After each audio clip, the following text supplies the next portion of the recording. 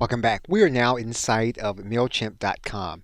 And regardless of which autoresponder you're using or email service provider, you want to be able to send broadcast emails.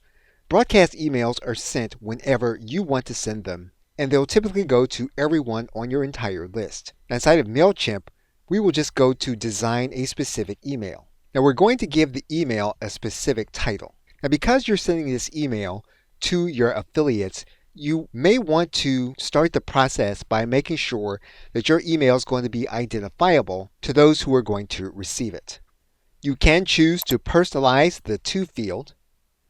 And for example, what you want to do is you want to use the affiliate's first name and you're collecting that information. You can do that. You can choose to edit this from dialog box. You can use your company name or your brand in this case. What we're going to do here is write in a recognizable subject. In some cases, you have control over what the individual is going to see in the preview text area. And so what you can do is you can write in something that will represent the most important aspect to your message. And you are then ready to begin designing your actual email.